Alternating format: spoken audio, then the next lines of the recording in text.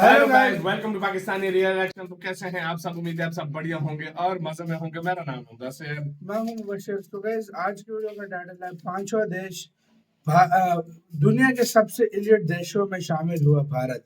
मतलब दुनिया की जो सबसे इलीट देश है, सबसे अमीर तरीन देश, उनमें भारत शामिल हो गया और पांचवा देश बन चुका है। शायद पांचवा, पहले चार थे तो पांचवा भारत इलीट देश दुनिया का बन चुका है। क्या हुआ देखते हैं।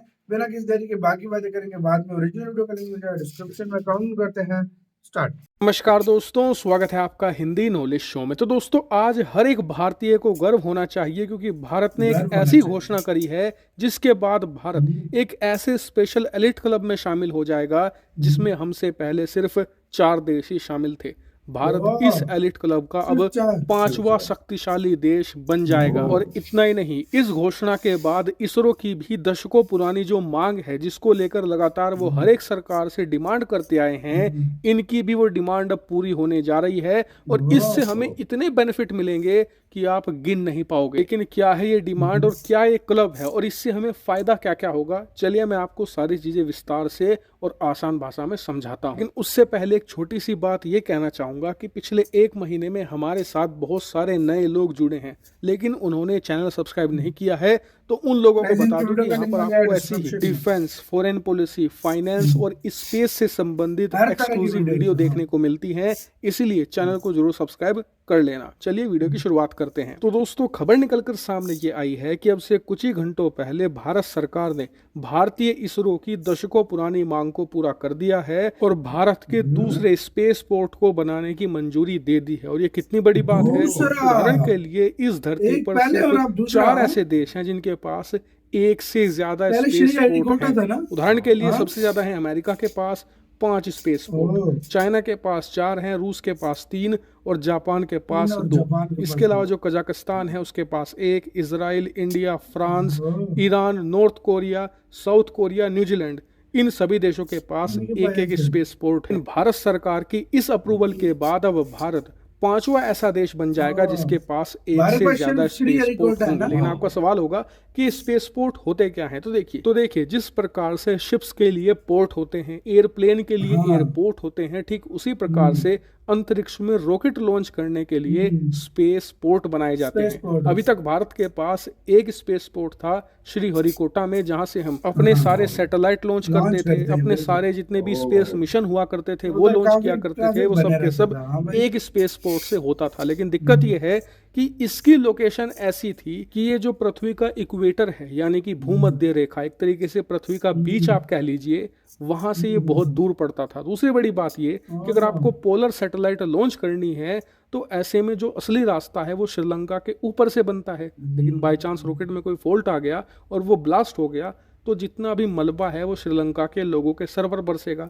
इसी से बचने के लिए रॉकेट को मैनूवर करवाना पड़ता था, यानी कि उसे श्रीलंका से घूम कर जाना पड़ता था, पूरे श्रीलंका को बाईपास करना पड़ता था, कुछ इस तरीके से। इसके ऊपर आप डायग्राम में देख सकते हैं। अब इससे 2 नुकसान होते हैं, क्योंकि आपको रॉकेट मैनूवर करवाना है तो रास्ता तो लंबा हो ही गया, समय ज़्यादा लगेगा। दूसरा ये कि इसमें थोड़ा बहुत रिस्क होता है, यानी कि आप ओवरऑल ऑपरेशन को रिस्क पर डाल रहे हो ज़्यादा। तीसरा सबसे बड़ा नुकसान ये होता था कि ये इक्वेटर से भी दूर है। दूसरा, आपने रास्ता लंबा ले लिया तो फ्यूल भी ज़्यादा लगता था, यानी कि अंतरिक्ष में सैटेलाइट भेजना और ज़्यादा महंगा होता था। लेकिन इस बार हमने जो ये दूसरा स्पेस पोर्ट बनाया है ना, इसका फ़ायदा यही है कि ये इक्वेटर के करीब है और सबसे खास बात, श्रीलंका को बाईपास करके नहीं जाना पड़ेगा। स्क्रीन पर आप इसकी लोकेशन देखिए, ये पड़ता है कुलशेखरापट्टनम, तमिलनाडु में। और इसकी लोकेशन का एक फायदा ये भी मिलता है इसरो को कि जो उनके रॉकेट मैन्युफैक्चरिंग प्लांट्स हैं ना, वो भी इस लोकेशन के करीब हैं, यानी कि ओवरऑल ट्रांसपोर्टेशन का भी खर्चा बचेगा। और भविष्य में ये एक बहुत बड़ा डिफरेंस होगा कि आज ऑलरेडी इसरो दुनिया में सबसे कम कीमत में किसी की भी सैटेलाइट अंतरिक्ष में लॉन्च कर सकता है। अब जरा सोचिए कि इस लोकेशन पर स्पेस पोर्ट बन गया तो हम और ज्यादा कम कीमत में और ज्यादा कम समय में दुनिया भर के तमाम देशों के, तमाम कंपनियों के जितने भी सैटेलाइट होंगे अंतरिक्ष में भेज पाएंगे, यानी कि हमें कोई कंपटीशन दे ही नहीं पाएगा।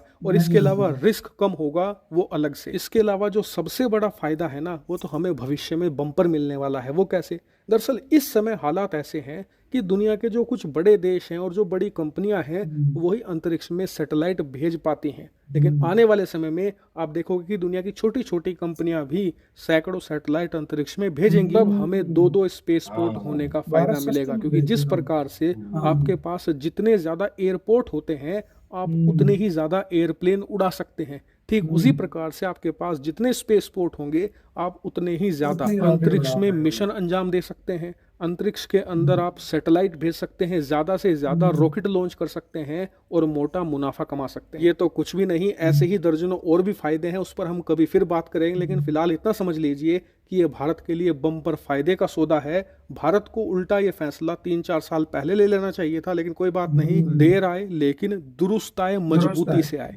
हालांकि फिलहाल इस वीडियो में इतना ही। Thank you very much for watching video. इसी के बाद में वीडियो खत्म। बहुत अच्छा स्टेप है। मतलब भारत इसरो की सबसे बड़ी फरमाइश जो थी, उन्होंने जो डिमांड रखी थी वो पूरी हो पूरी हो गई है। मतलब भारत ये सबसे दुनिया बेस्ट है। का दूसरा पांचवा देश बन गया है, जिसके पास 2 या 2 से ज्यादा मतलब जिनके पास बिल्कुल स्पेस पोर्ट्स हैं। स्पेस अमेरिका के पास 5 है, चाइना के पास 4 है, रशिया के पास 3 है, जापान के पास 2 है और इंडिया भारत के के पास पास भी 2 अब है। 2 हो जाएंगे। तो ये बहुत बड़ी बात है। नॉर्थ कोरिया ने क्यों रॉकेट वाला बनाया हुआ है? और मैं सच बात बोलूं ना, जिस तरीके से इंडिया चल रहा है, हाँ, ये 2 से 3 होने में भी देर नहीं लगेगी। सही बात है। और जिस तरीके से ये काम चल रहा है, हकीकत 2 है, से 3 भी जल्द हो जाएंगे। देर नहीं लगेगी।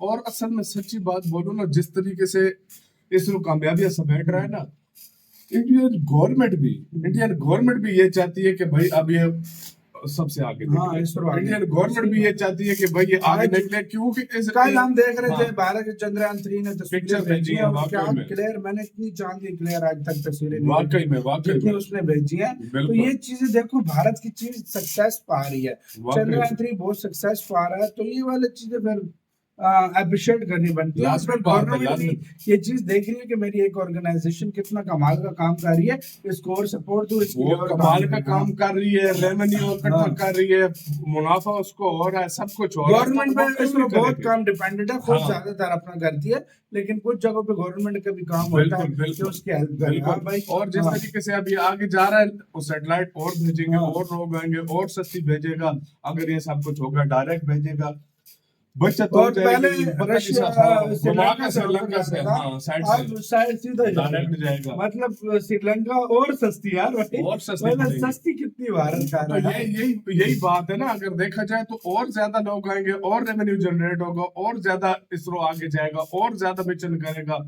और ज्यादा भारत सस्ते को में फायदा करेगा, होगा। सस्ते में करेगा। भारत को हाँ, फायदा होगा, भारत का पूरी दुनिया में नाम होगा, और क्या चाहिए भाई। वाकई में आप वाकई में पे कुछ सारे नहीं। मामले के ऊपर क्या कह रहे हैं? भारत बहुत अच्छा स्टेप ले रहा है, क्या कह रहे हैं कमेंट में बताना। अपना बहुत बहुत ज्यादा ख्याल रखना। तो यार बाय।